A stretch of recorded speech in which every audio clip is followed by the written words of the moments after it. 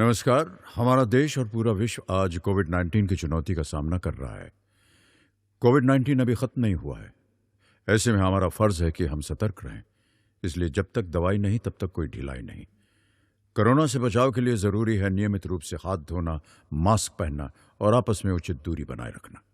याद रखिए, 2 गज दूरी मास्क है जरूरी। खांसी, बुखार या सांस लेने में कठिनाई होने पर हेल्पलाइन नंबर 1075 पर संपर्क करें। हेलो बच्चों, नमस्कार। एक बार फिर से स्वागत है आपका हमारे एक और नए वीडियो में, जिसमें मैं परशुराम अग्रवाल आज आप लोगों को पढ़ाने वाला हूं कक्षा 9 रोजगार कौशल, जिसे इंग्लिश में एम्प्लॉयबिलिटी स्किल्स कहते हैं। इसके अंदर आज हम लोग पढ़ने वाले हैं इकाई क्रमांक 2, जिसका नाम है स्व प्रबंधन कौशल, जिसे इंग्लिश में सेल्फ मैनेजमेंट स्किल्स कहते हैं। बच्चों, इसके अंदर आज हम लोग पढ़ने वाले हैं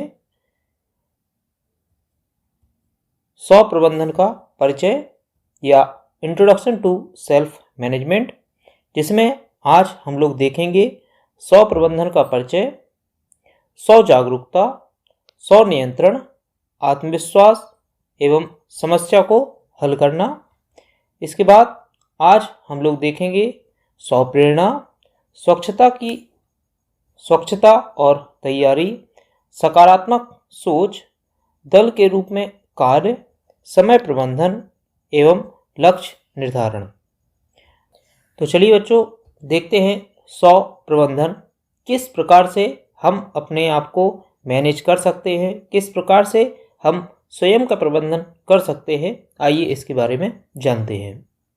सबसे पहले तो हम लोग देखते हैं स्व प्रबंधन का परिचय।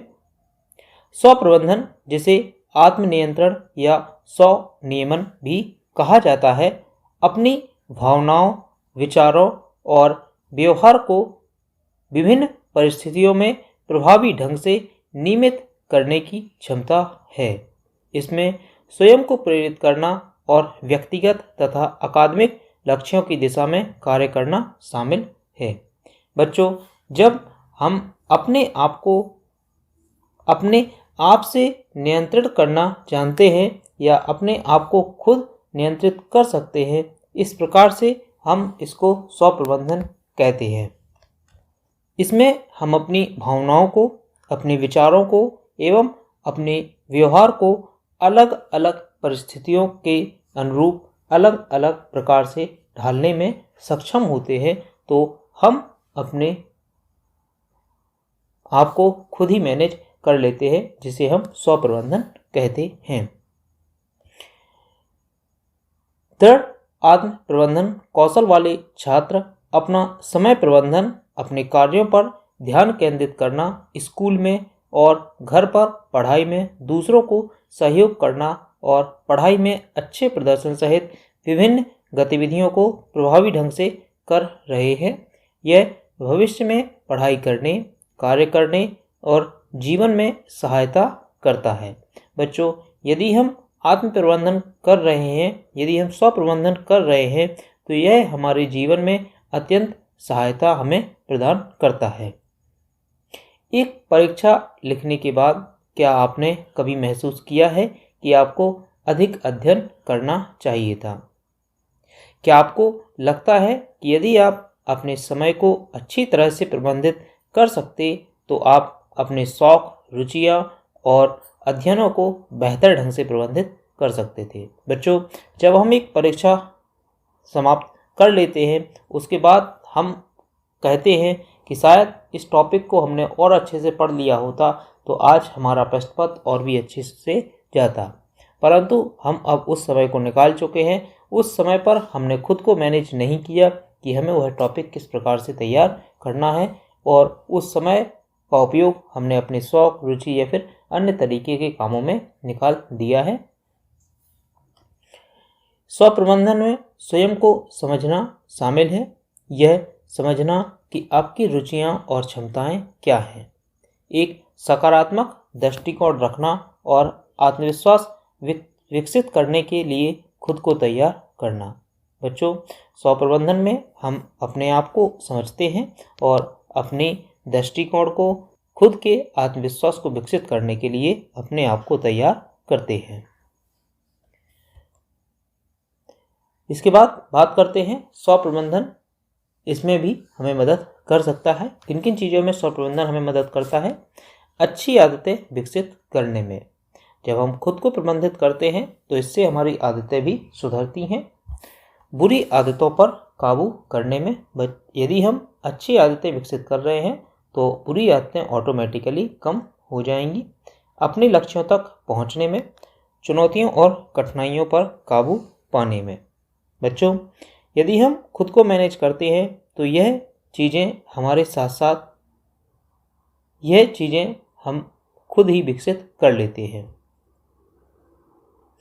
खुद को प्रबंधित करने में सक्षम होने से आपको तनाव से बचने में मदद मिलती है और मज़ेदार गतिविधियों में शामिल होने के अवसर मिलते हैं। यदि हम खुद से प्रबंधित होते हैं तो हम अपने तनाव में कमी ला सकते हैं और हम कुछ इंटरेस्टेड गतिविधियों में शामिल हो सकते हैं।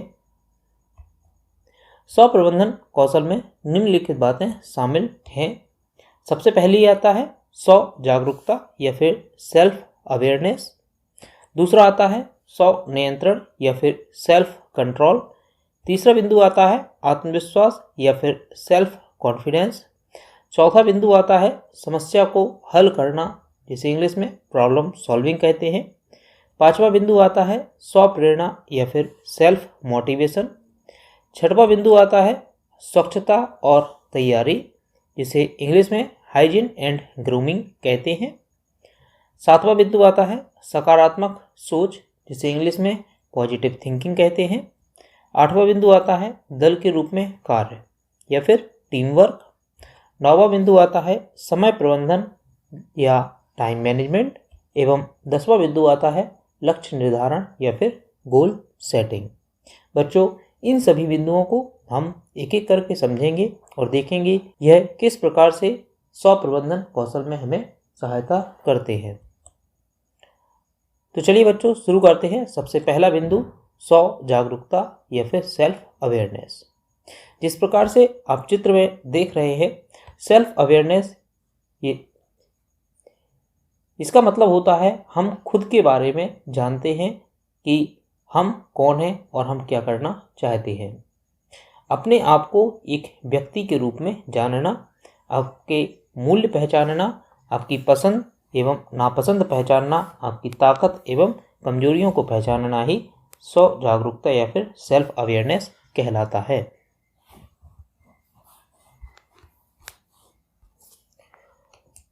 दूसरा बिंदु आता है सेल्फ कंट्रोल। स्व नियंत्रण या फिर सेल्फ कंट्रोल अपने व्यवहार, अनुशासन आदि को नियंत्रित करने के लिए स्व नियंत्रण की क्षमता है। बच्चों, इसके अंदर हम अपने आप को, अपने व्यवहार को, अपने अनुशासन को आदि चीज़ों को नियंत्रित करते हैं। तीसरा बिंदु आता है स्व नियंत्रण। देख लेते हैं एक उदाहरण के माध्यम से। आत्मनियंत्रण को आपके कार्यों, भावनाओं को प्रबंधित करने की क्षमता के रूप में परिभाषित किया गया है। आत्मनियंत्रण का एक उदाहरण है जब आप अंतिम कुकी चाहते हैं, कुकी मतलब बिस्किट, लेकिन आप इसे खाने से बचने के लिए अपनी इच्छा शक्ति का उपयोग करते हैं क्योंकि आपको पता है कि यह आपके लिए अच्छा नहीं है। बच्चों, हम कई समय पर ऐसी वस्तुएं पसंद करते हैं जो कि हमारे स्वास्थ्य के लिए या हमारे लिए हानिकारक है, फिर भी हम अपने मन पर कंट्रोल करते हैं और उन वस्तुओं को खाने से या उन्हें अपने पास लाने से बचते हैं। तो इसी को हम स्व नियंत्रण या फिर सेल्फ कंट्रोल कहते हैं। चौथा बिंदु आता है बिलीव या फिर आत्मविश्वास। अपने आप में विश्वास है कि आप ऐसा कोई भी कार्य कर सकते हैं जो आपको दिया जाता है और जोखिम लेने से नहीं डरते हैं। एक उदाहरण के माध्यम से समझ लेते हैं आत्मविश्वास को। जापान का प्रसिद्ध सेनापति नोबुनागा कम सैनिकों व थोड़े साधनों से ही अपने समर्थ विरोधियों के छक्के छुड़ा देने के लिए प्रख्यात था। यही सत्य घटना है। वह अपने साथियों का मनोबल बढ़ाए रखने की कला में बहुत कुशल था। एक बार थोड़े सैनिकों का मनोबल बढ़ाने के लिए उसने एक तरकीब निकाली। देवता के मंदिर में उन्हें लेकर गया और सिक्के उछालकर देवता की इच्छा सिद्ध करने लगा। सिक्के चित पड़े तो जीत, पट पड़े तो हार समझी जानी थी। सिक्के 3 बार उछाले गए, तीनों ही बार चित पड़े। सभी हर्ष से नाचने लगे, तालियां बजाते हुए चिल्लाने लगे, जीत जीत जीत। लड़ाई लड़ी गई। 4 गुनी अधिक संख्या वाले विपक्ष को उन बहादुरों ने तोड़ मरोड़ कर रख दिया और विजय का डंका बजाते हुए वापस लौटे। अभिनंदन समारोह में नोबुनागा ने उसे सैनिकों की नहीं, उनके मनोबल की विजय बताया और रहस्य खोलते हुए वे सिक्के दिखाए जो उछाले गए थे। वे इस चतुरता के साथ ढाले गए थे कि दोनों ओर वही मार्का था जो चित कहा जाता था। आत्मविश्वास से बड़ी कोई शक्ति नहीं होती, वह असंभव को भी संभव कर दिखाती है। बच्चों, आपने यह कहानी पढ़ी और सुनी। जिस प्रकार से कहानी में कहा गया है कि एक ओर बहुत कम सैनिक और दूसरी ओर उनसे 4 गुना अधिक सैनिक हैं, फिर भी बहुत कम सैनिकों ने अपने से 4 गुना अधिक सैनिकों पर विजय प्राप्त कर ली। उन्हें यह अपने आप से आत्मविश्वास हो गया था कि यह लड़ाई तो हम ही जीतेंगे, और यह उनके आत्मविश्वास की जीत है, ना कि उन सैनिकों की। तो इसीलिए कहा गया है कि आत्मविश्वास से बड़ी कोई शक्ति नहीं होती है, यह असंभव को भी संभव कर दिखाती है। इसके बाद बात करते हैं समस्या को हल करना या फिर प्रॉब्लम सॉल्विंग। एक समस्या को समझना और चरण दर चरण विधि का उपयोग करके समाधान को खोजना ही समस्या का हल करना कहलाता है। जब हम किसी समस्या को हल करने के लिए बैठते हैं तो सबसे पहले हम उस समस्या को समझते हैं और स्टेप बाय स्टेप उसको हल करने की कोशिश करते हैं। इसके बाद बात करते हैं स्व प्रेरणा या फिर सेल्फ मोटिवेट की। बिना किसी बाहरी प्रेरणा से अपने आप से कार्य करना। बच्चों, जब हमें किसी अन्य व्यक्ति द्वारा मोटिवेट किए बिना हम खुद ही उस कार्य को करने लगते हैं या उस कार्य को ख़त्म करने के लिए प्रयास करते हैं, तो इसी को हम स्व प्रेरणा या फिर सेल्फ मोटिवेशन कहते हैं। अगला बिंदु आता है ग्रूमिंग या फिर हाइजीनिंग, स्वच्छता और तैयारी। व्यक्तिगत स्वच्छता और तैयारी, साफ, स्वस्थ और स्मार्ट बनाए रखना। बच्चों, इसके अंदर हम अपने आप को स्वच्छ और तैयार रखते हैं। अपने ऑफिस को, अपनी चीज़ों को या अपने आसपास के क्षेत्र को जो हम कर सकते हैं उसे साफ और हमेशा तैयार रखने के लिए तत्पर रहते हैं। इसके बाद बात करते हैं सकारात्मक सोच या फिर पॉजिटिव थिंकिंग की। कठिन परिस्थितियों में भी निश्चितता या फिर पुष्टि व्यक्त करती है। हमें हमेशा पॉजिटिव थिंकिंग रखनी चाहिए, सकारात्मक सोच रखनी चाहिए, परिस्थितियाँ चाहे जैसी भी हों। इसके बाद बात करते हैं दल के रूप में कार्य या फिर टीम वर्क की।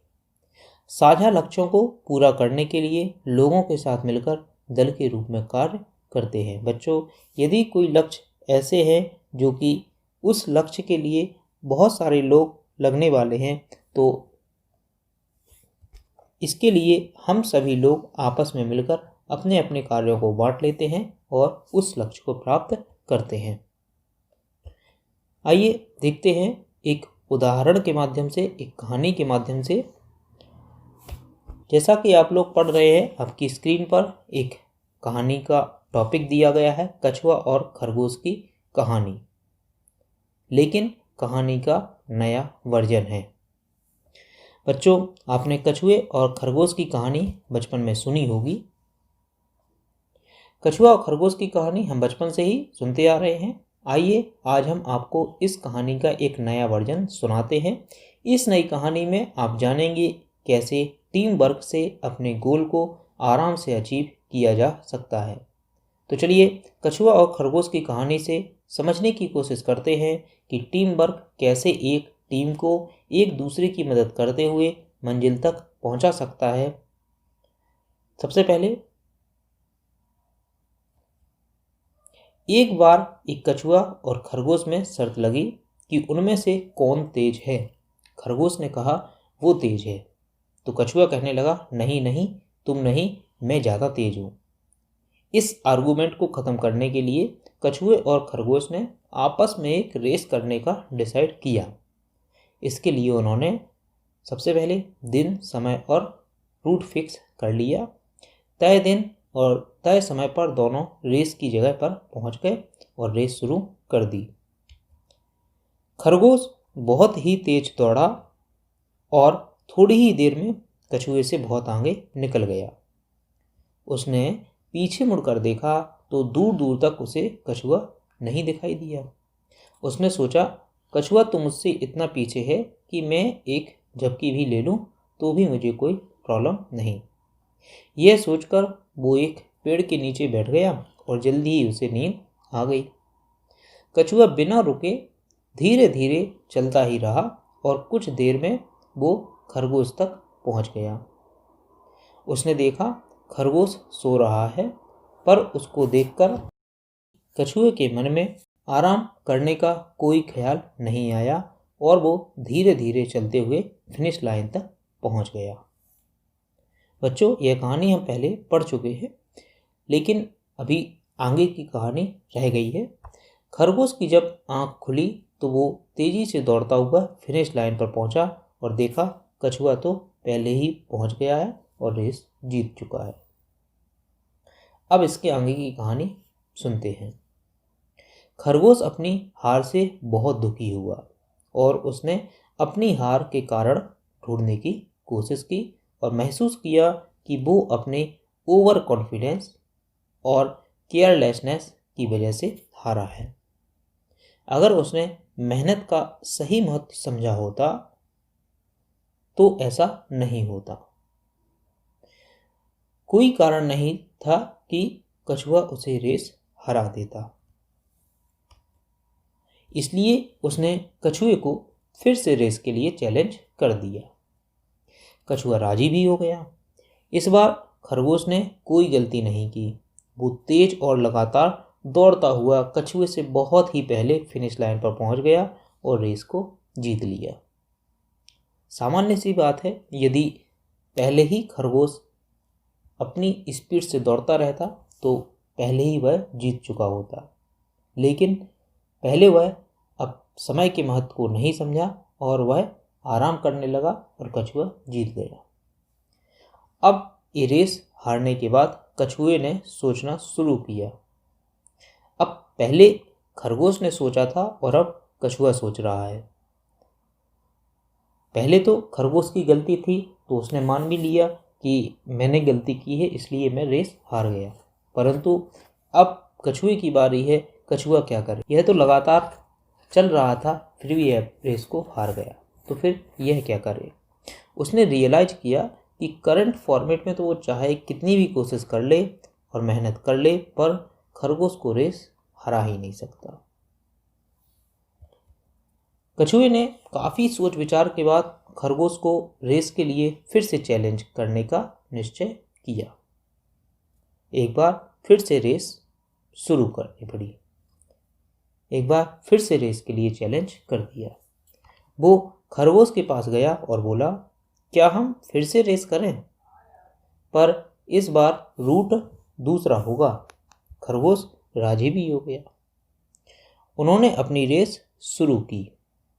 खरगोश अपनी जीत के पक्के इरादे के साथ कंसिस्टेंटली तेज दौड़ता ही जा रहा था, लेकिन थोड़ी दूर ही जाकर उसको रुकना पड़ा क्योंकि उसके सामने एक लंबी चौड़ी नदी आ गई थी और फिनिश लाइन उसी नदी के पार थी। अब कछुआ तो नदी से आराम से निकल सकता था, लेकिन खरगोश तो नहीं निकल सकता नदी से। तो अब क्या हो? खरगोश किनारे पर बैठकर सोचने लगा कि आखिर इस नदी को कैसे पार किया जाए। इसी बीच कछुआ वहां पहुंचा। उसने बड़ी आसानी से नदी पार कर ली और फिनिश लाइन पर पहुंचकर रेस को जीत लिया। बच्चों, कहानी अभी भी ख़त्म नहीं हुई है। इतनी रेस साथ में करने के बाद अब कछुए और खरगोश में अच्छी दोस्ती हो गई थी। दोनों ने अपनी लास्ट रेस के बारे में बात की और महसूस किया कि यह और भी बेहतर कैसे हो सकती है। इसलिए उन्होंने डिसाइड किया कि वो एक लास्ट रेस फिर से दौड़ेंगे, पर इस बार एक टीम बनकर यह काम किया जाएगा। अब कैसे काम किया जाएगा टीम बनकर? उन्होंने फिर से रेस शुरू की और इस बार नदी के किनारे तक खरगोश कछुए को अपनी पीठ पर बैठाकर दौड़ेगा और जब नदी आई तो कछुए ने खरगोश को अपनी पीठ पर बैठाकर नदी पार कराई। नदी के दूसरे किनारे पर ही खरगोश ने फिर से कछुए को अपनी पीठ पर बैठाया और फिनिश लाइन पर दोनों साथ में पहुंचे। देख लेते हैं। इस बार दोनों को एक ही सेटिस्फैक्शन महसूस हुआ जो अब से पहले कभी भी नहीं हुआ था। बच्चों, जब हम अलग अलग काम करते हैं तो केवल हम अपने बारे में ही सोचते हैं और अपने काम को किसी भी हालत में कंप्लीट करना चाहते हैं। परंतु जब हम एक टीम में काम करते हैं तो हम सभी लोग एक ही लक्ष्य को प्राप्त करने के लिए पूरी मेहनत से और पूरे ध्यान से उस काम में लग जाते हैं और उस लक्ष्य को प्राप्त करते हैं, जिससे हमें एक अलग ही सेटिस्फैक्शन का आभास होता है। तो इस कहानी में भी यही हुआ। आइए जान लेते हैं मॉरल ऑफ द स्टोरी। अपनी कोर कॉम्पिटेंसी में स्ट्रॉन्ग एंड ब्रिलियंट होना बहुत अच्छी बात है, लेकिन जब तक हम एक टीम के साथ काम करने और अपनी कॉम्पिटेंसी को दूसरे की कॉम्पिटेंसी के साथ कनेक्ट करने योग्य नहीं हैं, तब तक कभी भी हमारी परफॉर्मेंस ख़राब हो सकती है, क्योंकि लाइफ में ऐसी सिचुएशन कभी भी आ सकती है जहां शायद हम इतना अच्छा ना कर सकते हो जितना कोई दूसरा कर सके। बच्चों, हम अपने जीवन में यदि हमेशा अकेले रहते हैं, अकेले ही काम करना पसंद करते हैं, तो हमारी जीवन में कभी ऐसी सिचुएशन भी आ सकती है जहां हम काम करने योग्य ना हो और वह काम बहुत ही आवश्यक हो गया हो। तब इस समय पर हमें एक टीम में ही काम करना चाहिए, जिससे हम अपने काम को, यदि एक व्यक्ति उस काम को करने में सक्षम नहीं है तो दूसरा व्यक्ति उस काम को कर सके। इसके बाद बात करते हैं अगले बिंदु की, समय प्रबंधन या फिर टाइम मैनेजमेंट। समय पर और योजना के अनुसार कार्यों को करना ही समय प्रबंधन कहलाता है। हमें हर काम को समय के अनुसार करना चाहिए। हमें हर कार्य के लिए एक योजना बनानी चाहिए और उस काम को उस योजना के अनुसार ही करना चाहिए, जिससे हम अपने समय को बचा सकें और हमारा समय कभी भी बर्बाद ना जाए। अगला बिंदु आता है लक्ष्य निर्धारण या फिर गोल सेटिंग। काम को एक निश्चित समय सीमा के अंदर पूरा करने के लिए ठोस लक्ष्य बनाना परम आवश्यक है। यदि हम किसी भी काम को करना चाहते हैं तो इसके लिए हमें एक समय सीमा के अंदर अपने लक्ष्य को प्राप्त करने के लिए एक रणनीति बनानी चाहिए, ताकि हम अपने लक्ष्य को सही समय पर प्राप्त कर सकें। इसके बाद देख लेते हैं सत्र 1 के बहुविकल्पीय प्रश्नों को, जिसमें सबसे पहला प्रश्न आता है, निम्नलिखित में से कौन सा एक 100 प्रबंधन कौशल नहीं है। बच्चों, यह 4 विकल्प आपके सामने दिए गए हैं। आपको इन विकल्पों को पढ़कर यह बताना है कि इसमें से कौन सा स्व प्रबंधन कौशल नहीं है। अभी हम पीछे 10 स्व प्रबंधन कौशल को पढ़ करके आए हैं। तो देख लेते हैं। पहला विकल्प दिया गया है समस्या को हल करना। दूसरा बिंदु है मोलभाव करना। तीसरा बिंदु है स्वयं को समझना। चौथा बिंदु है आत्मविश्वास बनाना। आपको इन 4 विकल्पों में से बताना है इसका कौन सा ऐसा उत्तर है जो स्व प्रबंधन कौशल नहीं है। तो आपको याद आ रहा होगा, हमने जब समय प्रबंधन के कौशल पढ़े थे तो उसमें मोलभाव करना नहीं था। अतः इसका सही उत्तर जो है वह है मोलभाव करना, जो कि स्व प्रबंधन कौशल नहीं है। अगला प्रश्न आता है तैयारी या फिर ग्रूमिंग। एक शब्द है जिसके साथ जुड़ा हुआ है समय प्रबंधन या फिर समस्या को हल करना या फिर साफ और स्वच्छ उपस्थिति या फिर अपीयरेंस या फिर स्व प्रबंधन। तो बच्चों, जैसा कि हम पीछे देखकर आए हैं, तैयारी या फिर ग्रूमिंग हाइजीन या फिर स्वच्छता के साथ जुड़ा हुआ है। तो इसका सही उत्तर है साफ और स्वच्छ उपस्थिति। इसके बाद देख लेते हैं आज हम लोगों ने क्या क्या सीखा है। सबसे पहले आज हम लोगों ने देखा स्व प्रबंधन क्या है। इसके बाद हम लोगों ने देखा स्व प्रबंधन के महत्व को एवं अंत में हम लोगों ने पढ़ा विभिन्न स्व प्रबंधन कौशलों के बारे में। आइए देख लेते हैं आज के अभ्यास कार्य को। स्व प्रबंधन को प्रभावित करने वाले कारकों पर एक लघु टिप्पणी आप लोगों को अपनी कॉपी में लिखनी है। बच्चों, आज के लिए बस इतना ही। अगले वीडियो में फिर से आपसे मुलाकात होगी, जिसमें आप लोगों को पढ़ाऊंगा सत्र क्रमांक 2 ताकत और कमजोरी का विश्लेषण। तब तक के लिए नमस्कार। किशोर अवस्था संबंधित समस्याओं के परामर्श हेतु समर्पित उमंग किशोर हेल्पलाइन के टोल फ्री नंबर 144225 पर संपर्क करें।